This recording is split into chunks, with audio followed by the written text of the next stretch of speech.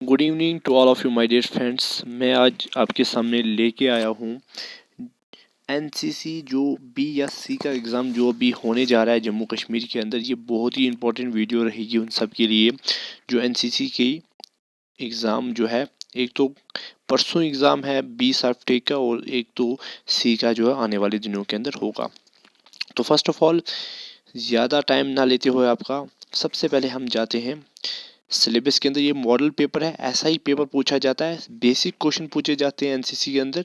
मैंने बी का एग्ज़ाम दिया था लास्ट ईयर, तो इसीलिए मैं आपके सामने ये वीडियो लेके आया हूँ। यहाँ पे आप देख सकते हो कॉमन सिलेबस है। पहले ड्रिल का आता है, तो what is the aim of drill. ठीक है, एम क्या है ड्रिल की। ठीक है, क्रिएट सेल्फ कॉन्फिडेंट। ठीक है, अपना सेल्फ कॉन्फिडेंट को क्रिएट करना है। टू इंक्लूड इस सेंस ऑफ डिसिप्लिन। ठीक है, एक डिसिप्लिन होना चाहिए कैडेट के अंदर। Improve bearing smartness in appearance of turn out. ठीक है, स्मार्टनेस होनी चाहिए कैडेट के अंदर। तो develop the quality of immediate and इम्प्रेजेंट obedience in order. ठीक है, ऑर्डर को मानने का एक डिसिप्लिन होना चाहिए कैडेट के अंदर। ठीक है, इसीलिए एनसीसी को यहाँ पे तैयार किया गया है। तो उसके बाद जो दूसरा सवाल है फिल इन द ब्लैंक्स। यहाँ पे dash steps are taken in खुली लाइन चल। ठीक है, 1/2। ठीक है, खुली लाइन में चलना चलता है पड़ता है। Only dash steps are allowed forward and backward. ठीक है, 1 स्टेप। ठीक है, जब हम आगे की कमांड देते हैं या पीछे की कमांड देते हैं तो सिर्फ 1 स्टेप चलना है। Distance between two heels in विश्रम पोजीशन। ठीक है, विश्रम की पोजीशन में हमारी जो हील है वो कितनी ओपन होनी चाहिए। 12 इंच क्या बताया है यहाँ पे। On the word of command prayer पर थम। ठीक है, कितना हमें वो करना चाहिए 15। ठीक है, pace. Length of step in double march is 40। ठीक है, यहाँ पे आपके सामने मैंने इसके आंसर भी दिए हैं। ठीक है, उसके बाद क्वेश्चन नंबर 3 है फिल इन द ब्लैंक। इन दाहिने दाहिने mood the square turn 45 degree. ठीक है, ये सबको पता होगा, बेसिक है, पर आपके लिए वीडियो लाया है, बहुत ही इंपॉर्टेंट रहने वाला है। वहाँ पे कंफ्यूज हो जाता है इंसान, तो वहाँ पे गलत हो जाता है। ठीक है, इस बार ओएमआर जो क्वेश्चन पेपर आएगा तो उसमें बहुत ही मुश्किल होगा बच्चों को क्लियर करना, इसलिए बेसिक जो है बहुत ही इंपॉर्टेंट है। उसके बाद आप यहाँ पे देखो दाएं चल the distance between to edit is 45 inch. ठीक है, उसके बाद दाएं साइड का जो है 15 इंच है। उसके बाद एंगल बिटवीन ट्वाइस इन सावधान पोजीशन 30 जो है डिग्री होने चाहिए। पीछे मुड़ स्क्वाड 180। जब हम पीछे का बोलते हैं तो 180 डिग्री मुड़ना पड़ता है। उसके बाद बोला सलूटिंग के लिए जो क्वेश्चन नंबर 4 यहाँ पे दिया है कि सलूट कैसे करोगे आप। ठीक है, सलूट का तो सीधा सिंपल सा है, आपने अपने हैंड को सीधा अपने जो है आई के पास ले जाना है, आईब्रोज के पास। ठीक है, वहाँ पे स्ट्रेट रखना है। ठीक है, उसके बाद keep the hand in position for the definite pause. Cut down the hand smartly. ठीक है, हमें स्मार्टली की मतलब अच्छी तरीके से वहाँ पे उसको करना है। ठीक है, अब हमें बताता है नेशनल सलूट जो है किस किस को मारा जाता है। नेशनल फ्लैग को मारा जाता है president of India, governor of state. ठीक है, पहले पेज के अंदर ये था। अब हम चलते हैं दूसरे पेज के अंदर। देखो यहाँ पे दूसरे पेज के अंदर what are the point to be seen in सावधान पोजीशन। सावधान पोजीशन के अंदर कौन से पॉइंट वहाँ पे देखे जाते हैं। आपने सीधा खड़ा रहना है, अपने सर को सीधा रखना है। यहाँ पे दूसरे पॉइंट में दिया अपनी आंखों को सामने देखना है। ठीक है, चिन वर्टिकल। ठीक है, आपने नेक स्ट्रेट रखना है, शोल्डर सिक्योर रखना है, चेस्ट अप रखना है। तो ये बहुत सारे पॉइंट है यहाँ पे। Heel together making angle of 30 degree. ठीक है, आपने 30 डिग्री की हील में रहना है। तो ये एक सावधान की पोजीशन है, बहुत ही इंपॉर्टेंट क्वेश्चन है, पूछा जाएगा इस बार। जो भी बी और सी का जो क्वेश्चन पेपर है उसमें ज़रूर पूछा जाएगा, तो यहाँ पे बहुत ही इंपॉर्टेंट है। वेपन ट्रेनिंग के अंदर बताया गया कि वहाँ पे बताओ फायरिंग के अंदर आपने क्या सीक्वेंस एक्शन करना है। ठीक है, एमिंग पोजीशन कैसे रखनी है, अपनी एम को कैसे करना है। ठीक है, breathing, firing and follow through. ठीक है, उसके बाद यहाँ पे आप इसको पढ़ सकते हो, बहुत ही ईजी है। ठीक है, क्वेश्चन पूछा जाएगा वेपन से भी, एक दो क्वेश्चन तो बहुत ज़रूरी है। Defined law of aiming. ठीक है, आपने ये भी बताना है, यहाँ पे लिखा है इसका आंसर बहुत ही डिटेल के अंदर, आप अच्छे से पढ़ सकते हो। उसके बाद लिखा है what is the quality of a firer. ठीक है, जब हम फायर करते हैं तो वहाँ पे क्वालिटी क्या होनी चाहिए। ठीक है, आपने कैसे फायर करना है। ठीक है, good aiming, good holding and trigger पे ऑपरेशन रहना है। ठीक है, आपने अच्छे से हथियार को पकड़ना है और अच्छा फायर करना है। ठीक है, उसके बाद बोला है what is the difference between loaded rifle and charging machine. ठीक है, इसका डिफरेंट क्या है। लोडेड जो होती है वो एक in the chamber and charging magazine जो होती है ऑल राउंड और इन मैगजीन इटसेल्फ। ठीक है, वो मैगजीन के अंदर होती है और वो मैगजीन के चैम्बर में होती है। ठीक है, बहुत ही इंपॉर्टेंट क्वेश्चन है।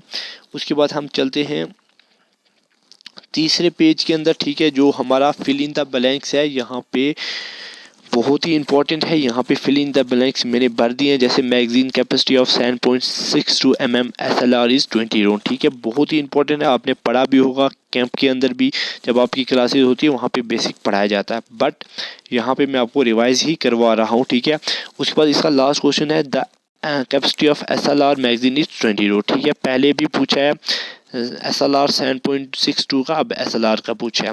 तो उसके बाद बोला है what is the main part of the SLR। ठीक है, यहाँ पे SLR के जो है 14 मैन जो है पार्ट्स बताए हैं। आप इसमें butt, pistol grip, trigger guard, trigger, magazine, hand guard, ठीक है, ये आप अच्छे से पढ़ सकते हो, वहाँ पे दिया जाएगा तो वहाँ पे आपने करना है।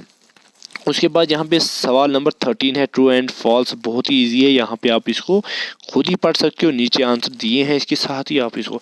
उसके बाद नेशनल इंटीग्रेशन का सवाल है, इंपॉर्टेंट है। जब मैंने पिछली बार एग्ज़ाम दिया था तो आई थिंक 10 और 15 नंबर यहीं से पूछा गया था नेशनल इंटीग्रेशन के अंदर। यहाँ पे पूछा है कि what are the current objective of India. ठीक है, सेल्फ इन न्यूक्लियर पावर। ठीक है, इंडिया का क्या ऑब्जेक्टिव है इसके अंदर। ठीक है, न्यूक्लियर पावर में सेल्फ सफिशिएंट होना चाहिए।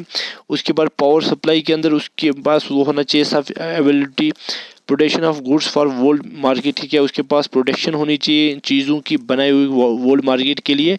Balance growth in both public and private sector. ठीक है, मॉडर्नाइजेशन ऑफ विलेजों को मॉडर्नाइजेशन करना है, हर एक गांव के अंदर रोड पहुंचानी है, तो ये हमारा मोटो रहेगा। उसके बाद ये दूसरा question, what is the national integration important for progress of any nation. ठीक है, एक नेशन को हम कैसे वो कर सकते हैं, क्या कर सकते हैं, प्रोग्रेस। ठीक है, तरक्की कैसे कर सकते हैं एक नेशन की। ठीक है, यहाँ पे साफ साफ लिखा है कि हम अपनी जो सॉवरेनिटी को बढ़ाएंगे, हम पीस और हार्मनी के साथ मेंटेन रहेंगे, हम अपनी नेशन को डेवलप करेंगे, एजुकेशन को बढ़ाएंगे, इलिटरेसी को घटाएंगे। ठीक है, हम कल्चर और रिलीजन को डेवलप करेंगे, इकोनॉमिक को बढ़ाएंगे। ठीक है, फॉरेन अफेयर को, फॉरेन इन्वेस्टमेंट को, उसको भी हम क्या करेंगे, ज़्यादा से ज़्यादा इन्वेस्ट करेंगे, उसमें तब्दीलियाँ लाएंगे। ठीक है, उसके बाद आगे दिया है dignity of self respect as a nation. ठीक है, हमें अपनी नेशन की रिस्पेक्ट करनी चाहिए।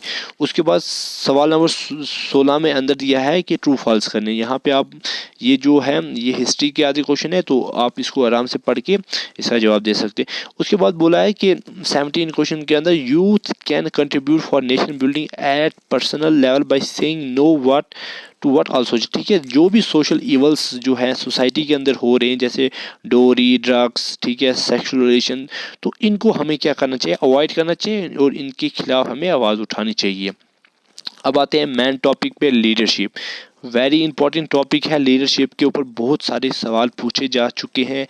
आप यहाँ पे भी मैं आपको बता रहा हूँ क्योंकि मैं एग्ज़ाम दे के आया हूँ बी और बी का, तो यहाँ पे क्वेश्चन बनता है what are the leadership traits. ठीक है, अलर्टनेस होनी चाहिए, बियरिंग होनी चाहिए, कवरेज, डिसीवनेस, डिपेंडेबिलिटी, एंड्योरेंस। ठीक है, बहुत सारी चीज़ें जो है एक लीडर के अंदर बताई है, यहाँ पे आप इसको अच्छे से पढ़ सकते हो, पूछा जाएगा, इंपॉर्टेंट क्वेश्चन है। List out important value of a good and successful leader. ठीक है, honesty, integrity, purity, discipline, self, ये बहुत सारी चीज़ें हैं जो एक जो है लीडर के अंदर होनी चाहिए, तब भी वो लीडर जो है कामयाब रहता है। Royalty, fairness, equality, trust, support, respect. ठीक है, ये चीज़ें अगर एक लीडर के अंदर होगी तो वो लीडर कामयाब है। ठीक है, उसके बाद व्हाट इज़ लीडर, तो ये तो आपको पता होना चाहिए, 3 टाइप के लीडर्स होते हैं। ठीक है, यहाँ पे 22 सवाल में दिया है, बोर्न, ठीक है, train leaders and assume leader. What is duty. ठीक है, जैसे हमें ड्यूटी क्या होती है, ड्यूटी ये एक डेफिनेशन है, पूछा जाएगा एग्जाम के अंदर। ड्यूटी में भी डिफाइन एज ए मॉरल और लीगल ऑब्लिगेशन। ठीक है, हमें एक जिम्मेदारी दी जाती है। ठीक है, हमें एक हमारे जो सीनियर होते हैं उनकी तरफ से एक हमें बाइडिंग दी जाती है, फोर्स किया जाता है कि आप क्या करो, सुपीरियर का ऑर्डर मानो। ठीक है, जो हमारे सुपीरियर होते हैं उनका ऑर्डर मानो। ठीक है, what are the duties of a good citizen. ठीक है, गुड सिटीजन की क्या ड्यूटी है उसके नेशन के लिए, बहुत ही इंपॉर्टेंट है, आप पढ़ सकते हो, क्वेश्चन ज़रूर पूछा जाएगा। नेशनल डिज़ास्टर मैनेजमेंट के ऊपर भी क्वेश्चन पूछा जाएगा, यहाँ पे आप इसको अच्छे से पढ़ के जाएं। What are the different natural disaster, ठीक है, wind related, water related, earth related, ठीक है। मैन मेड डिजास्टर क्या क्या होते हैं यहाँ पे दिया है, जैसे एक्सीडेंट, इंडस्ट्रियल मिसहिप्स, फायर, ठीक है, बहुत ही इंपॉर्टेंट है man made disaster. Social service, हम what are the various type of social service, जैसे एजुकेशन हो गया, फैमिली वेलफेयर, मेडिसिन केयर, तो एम्प्लॉयमेंट, सोशल असिस्टेंट, ये हो गया सोशल सर्विस। क्वेश्चन पूछा जाएगा, इंपॉर्टेंट है, आप इसको पढ़ के जाएं, ठीक है। उसके बाद हम अगले पेज पे चलते हैं, तो यहाँ पे दिया डिफाइन फैमिली प्लानिंग, ठीक है, हम फैमिली की प्लानिंग कैसे कर सकते हैं, इंपॉर्टेंट नहीं है, आप पढ़ोगे तो तब भी ठीक है। HIV बहुत ही इंपॉर्टेंट है। HIV होता है human immune defensive virus, is a virus that gradually destroy the human body immune system, बहुत ही इंपॉर्टेंट है, हमारे इम्यून सिस्टम को डैमेज करता है, पूछा जा चुका है और पूछा भी जाएगा इस बार, अच्छे से इसको पढ़ लें, ठीक है। What are the role of cadet towards society, society की तरफ कैडेट का क्या रोल है, बहुत ही इंपॉर्टेंट है, पूछा गया है और पूछा जाएगा इस बार भी। हाइजीन एंड सैनिटेशन के ऊपर बहुत सारे क्वेश्चन पूछे गए हैं, व्हाट इज़ हाइजीन, ठीक है, what is sanitation, what is personal hygiene, ठीक है, what are the various method to purify water, बहुत इंपॉर्टेंट है, बहुत इंपॉर्टेंट है, इसमें से भी बहुत सारे क्वेश्चन पूछे जाएंगे, आप इसको सिंपली पढ़ें, बहुत ईजी है, आपको समझ आ जाएगी। उसके बाद what are the preventive measure for malaria, बहुत इंपॉर्टेंट है ये टॉपिक, नेक्स्ट पेज के अंदर है यहाँ पे दिया हुआ, तो बहुत ही इंपॉर्टेंट है ये सवाल, what are the preventive measure for malaria पूछा जाएगा, बहुत इंपॉर्टेंट है। What is the importance of sanitation, बहुत इंपॉर्टेंट है, ये भी पूछा जाएगा, आप इसको अच्छे से पढ़ें, अच्छे से रीड करें, ठीक है। एडवेंचर एक्टिविटीज़, ठीक है, इसके अंदर भी थोड़ा बहुत पूछा जाएगा। Environmental and ecology, 44th question जो है, what is green house effect, बहुत इंपॉर्टेंट है, जब कार्बन डाइऑक्साइड इंक्रीज होता है, ठीक है, तो उस वजह से ग्लोबल वार्मिंग होती है, ठीक है, ग्रीन हाउस इफेक्ट होता है, तो बहुत इंपॉर्टेंट है, पूछा जाएगा, पक्का पढ़ के जाएं तो अगर आपने पास करना है। What are the effect of environmental degradation, ठीक है, ग्लोबल वार्मिंग होती है, एसिड रेन होता है, डिप्लीशन ऑफ ओजोन लेयर होता है, बहुत इंपॉर्टेंट है, पूछा जाएगा। उसके बाद बोला NCC cadet toward environment degradation, ठीक है, हमें क्या करना चाहिए, एनसीसी कैडेट को प्लांट लगाने चाहिए, गाइडेंस करनी चाहिए, मोटिवेशन करनी चाहिए, और water conservation, disposal of waste, education the people, ठीक है, बहुत इंपॉर्टेंट है, पूछा जाएगा इसके अंदर। उसके बाद यहाँ पे द आर्म्स फोर्स, ठीक है, कितनी तरह के आर्म्स फोर्स हैं, कितने वो जो है वेरियस आर्मी कमांड्स हैं, यहाँ पे 7 दिए हैं, northern, western, central, south western, east western training command, बहुत इंपॉर्टेंट है, इसको पढ़ के जाएं। सेल्फ डिफेंस, ठीक है, बहुत इंपॉर्टेंट है। मैप रीडिंग के ऊपर बहुत सारे क्वेश्चन पूछे जाते हैं। What are the main part of compass, ये 53 क्वेश्चन है, लिख के ले लो अभी, ये पूछा जाएगा, बहुत बार पूछा गया है, इस बार भी पूछा जाएगा, ठीक है।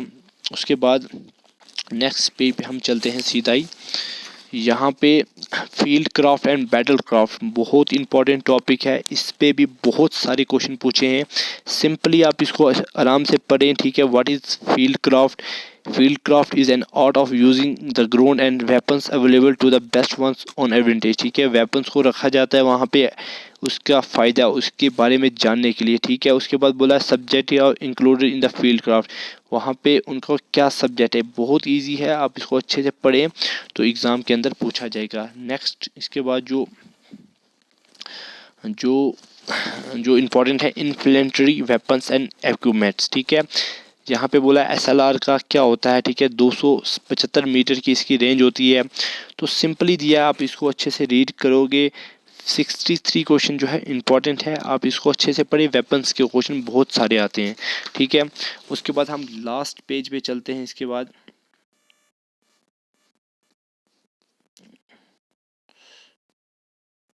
सॉरी ये लास्ट ही पेज था, मुझे एक जो है मैंने लास्ट पेज इसको लिया नहीं है यहाँ पे, तो लास्ट के अंदर मिलिट्री हिस्ट्री के बारे में बताया गया है कि मिलिट्री हिस्ट्री के अंदर क्या क्या है, ठीक है, मैं यहाँ पे पढ़ के सुनाता हूँ को। Battle of Haldi Ghati was fought between Rajput and Mughal army in 1576, it fought between 20,000 Rajput and 80,000 Mughal army, the battle was but indecisive. Maharaja Pratap was saved by his enraged brother, however his famous loyal horse checkered.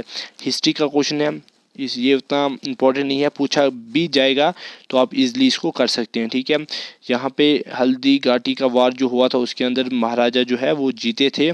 ठीक है, राजपूत जीत गए थे। तो यहाँ पे उसके बाद यहाँ पे क्या, right the correct name of war heroes. ठीक है, विक्रम बद्रा, मनोज कुमार पांडे, ठीक है, युजेंद्र सिंह यादव एंड संजय कुमार, ये जो हैं करगिल वार के जो हैं, इन्होंने वहाँ पे बलिदान दिया था अपना। तो ये क्वेश्चन भी पूछे जा सकते हैं। मैं नई वीडियो के साथ इस पेज को लेके आपके सामने आऊँगा। तो वीडियो को ज़्यादा से ज़्यादा लाइक और शेयर करें और चैनल को सब्सक्राइब करें। Okay, thank you so much.